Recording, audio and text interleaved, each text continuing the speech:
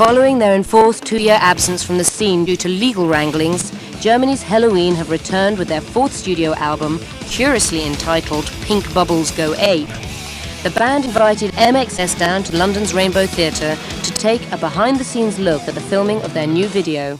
I think since the last album and the new one, there's a very big gap in between. So we used the time to relax, think about things, writing songs and everything, but basically we had to, had to get things straight, on the management side, record company side, things like that. And the magazines and everybody else used the time for rumors and stuff like that. Nothing is true. It's all lies. All lies. And we're happy to be back, actually. The problems the band went through on the personal side, on the business side, it's very good for creative, to be creative, for creativeness, for creator. It's very good, actually, because, when you're frustrated or something like that, it's a strength. You can use it positive. A negative vibe, you can put it in a song, and in the end, you can have a very, very, very strong attitude, that song in the end. So we did that. The album title is Blue Quarters Go Mad. No, Fat Pebbles Grow Great. No, it's Pink Bubbles Go Ape. Yeah, that's what it is. Yeah, Pink Bubbles Go Ape.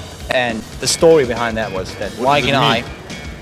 Well, what it means, I don't know what it means. I mean, it means quite a lot. It means, basically it means, Pink Bubbles Go Ape, but it could also mean that illusions blow up, or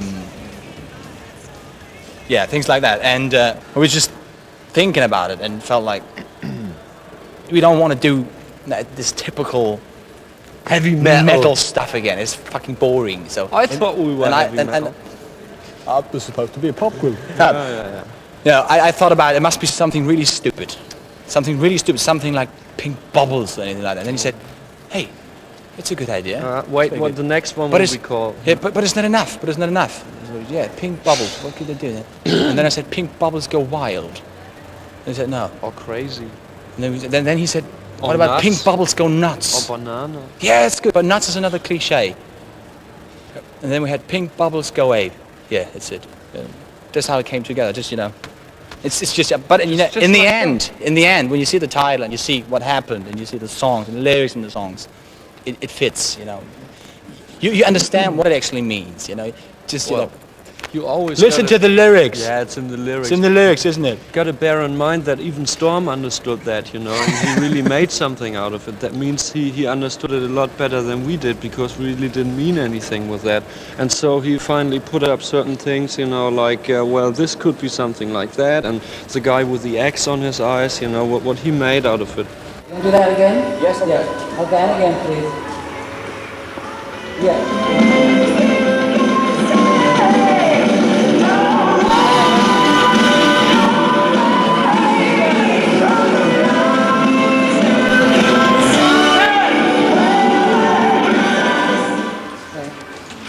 All right, I think that, John, did you want to say it? I want to just do it. Yeah. Okay, quickly then, say Mark. I don't think that there's any chapter close or anything like that. I think the new album sounds pretty rough. It sounds much more rough than the ones in between Walls of Jericho and that one. There was never a plan. I think some of the songs on the new album aren't that different to Walls of Jericho. So it's just a natural development that happened. But it's not like, that was too heavy, we're not doing that anymore. We just do what we want. And the next record, I think, will be much more different than the new one is to the ones before. That's what I think, because I already have some songs done. Sorry. Called, I think that will be. But on that album and on the other records, we never really thought about, we have to go commercial or anything like that. And if you're listening to a song like Bright the Sky, and compared to I'm Alive or Eagle Fly Free or Someone's Crying on the new record, it's the same thing still. It's not that goes different. like it sounds better. And it is better, but it's just development, okay? And the first plan was actually to produce with Chris, and Nigel Green should mix the album. That was the first plan. But Nigel Green was still working with Bryan Adams by that time. There was no end inside. So in the end, he mixed it, and I'm very happy with how it turned out to be. We wanted to replace Kai just from the start, so we choose a guy who's able to write songs. We wanted somebody you don't have to think about. if he can write songs and things like. We checked him out before and it was fun, and he did 4 songs by himself. You know, maybe I did some lyrics sometimes, but the songs it's his job, and he proved what he can do, and everybody can hear what he can do. Listen to my songs. It's not like that he can't do it or anything like that. He can really do it, and he's a very, very big gain, I think, for the band. I mean, you know, Kai has been grown up in this band as well as everybody does. So there is, you know, some things you can hear on his record which sounds like Helloween, because he was a part of Helloween, and he was a part of the sound of Helloween as well, which we don't lose. We haven't lost that or something like that.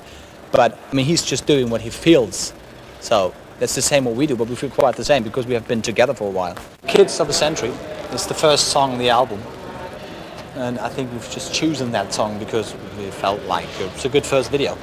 It's not too wimpy, you know, it's not too heavy. It is a bit different, but not too different, it just fits. Well, I wrote that song, I think 2.5 years ago, or 2 years ago. So I'm not completely in that same mood when I wrote now.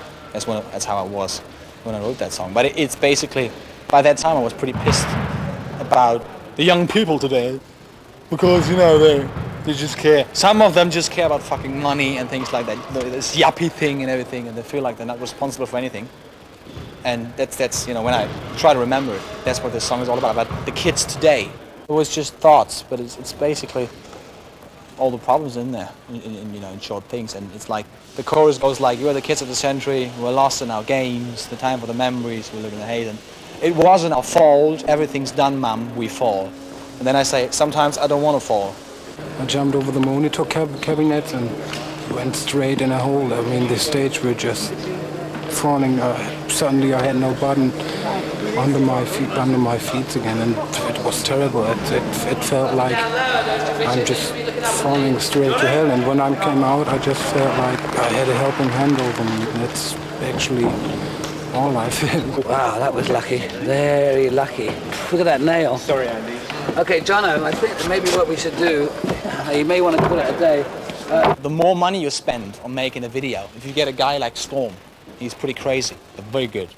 You know, when you get a guy like that, he's trying to do things special, and that takes time and it takes more work than it actually does standing in the forest and singing to a tree.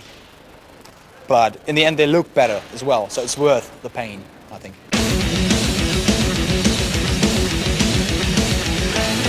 I think, you know, the band didn't really think about where to do the video. You know, the management just made the things up. We did not care that much about that. So, but I think they choose that place, and they choose England because they've got loads of professional people around that they know they're good, and they just wanted to have it good without any trouble.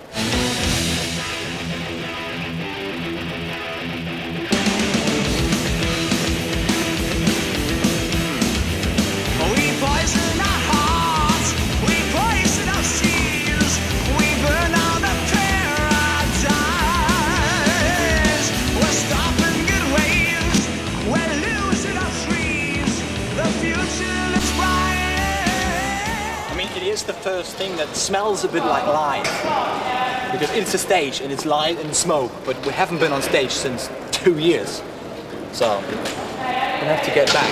But it's cool. We don't know how we'll look in the end, but we'll all see and wait. And I'm going to do it now, so I'm off. Okay. Bye.